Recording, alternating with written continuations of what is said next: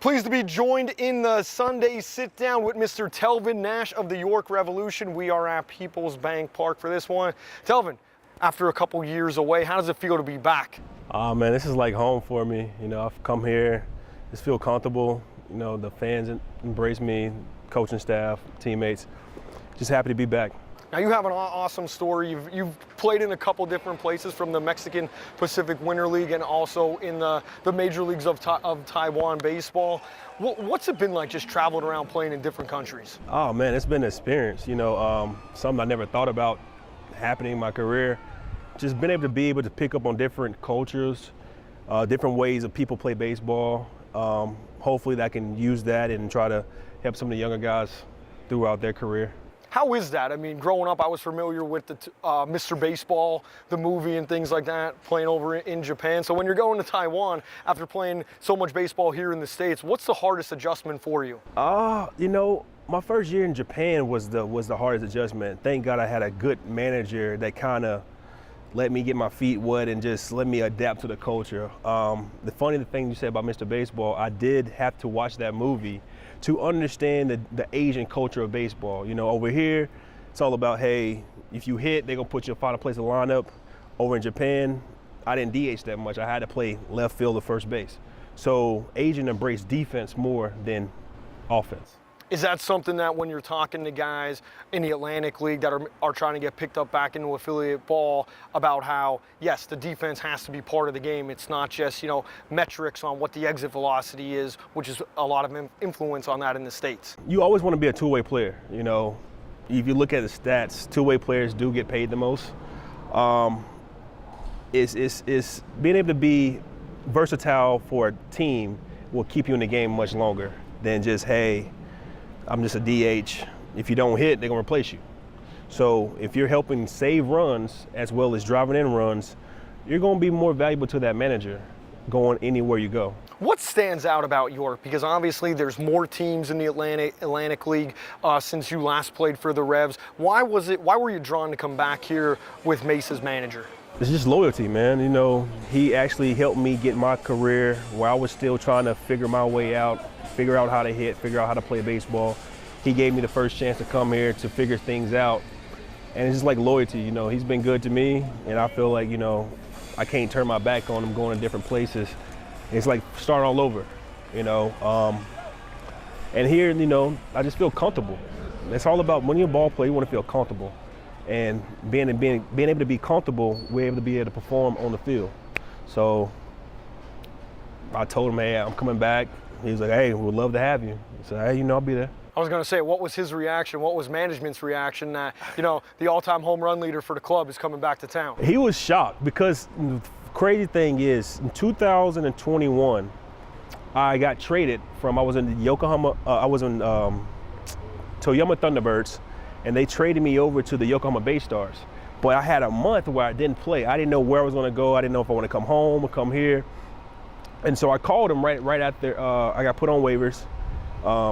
And he was like, you really coming? He was like, what? You coming? You really coming? But it kind of went flatline because as soon as I got off the phone with him, the manager for the Bay Stars called me like, hey, we need you here by the 24th. So I was like, all right, here I come. I'm coming there. So we always stayed in contact. He always kept up with me.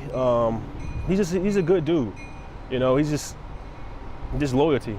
So you've been part of moments here. You've won a championship here and things like that. What's the goal when you're coming in the second half of the season here and you're trying to work your way back up to the top level of baseball? How do you balance that? Because there's the team aspect and there's the individual aspect in the Atlantic League. Like, you know, baseball is a team sport, also an individual sport as well.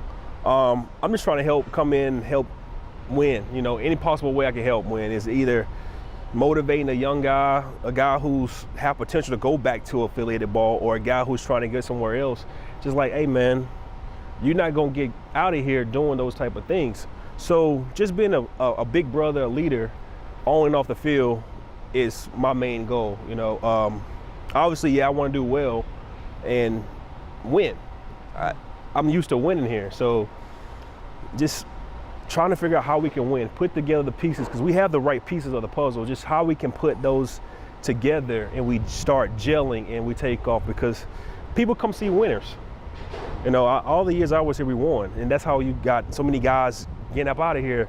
A former player here, Joe Van Meter, he's over in Taiwan, but he was also on that 2017 championship team. So when you win, you get opportunity to go play somewhere else and make more money.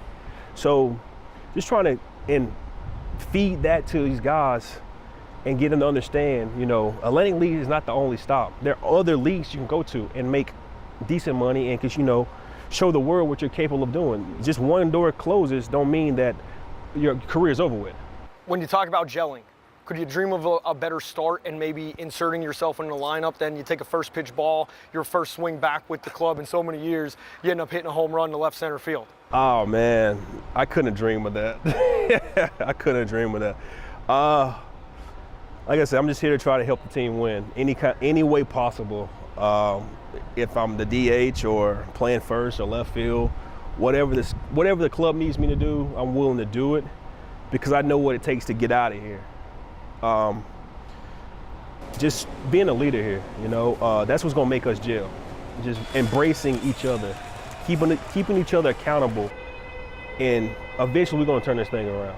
Coming back into the Atlantic League, there's always been changes. It's an official MLB partner league right now, so MLB is doing a lot of their testing under Rob Manfred on what he'd like to see, you know, possibly happen at the big league. You know, there's the double hook rule, which I've already been informed that you had to go through that. What do you think about some of the changes, whether it was the mound, whether it's the robotic umps? Because you're a baseball guy, you were drafted during a, you know, I won't want to say the traditional era, but a more traditional era, you know, when you were drafted by the Astros, but the bigger bases, things like that. And does that even factor into how you play defense with the bigger bases and how you're like lining up at first base, taking throws? You definitely have to work on your footwork because, you know, for so long we've played with certain size bases. So now you have to have a wider base over at first base or even on double plays. You just have to footwork. You know, you can get caught up in the bigger bases. You can, and I understand the bigger bases, less injuries and stuff like that. Some other rules I'm not too familiar with just yet. I know it's gonna take some time to get used to them. You're a baseball guy. I got you on that one. So, dude, thanks for doing this. Really appreciate it. Thanks for having me.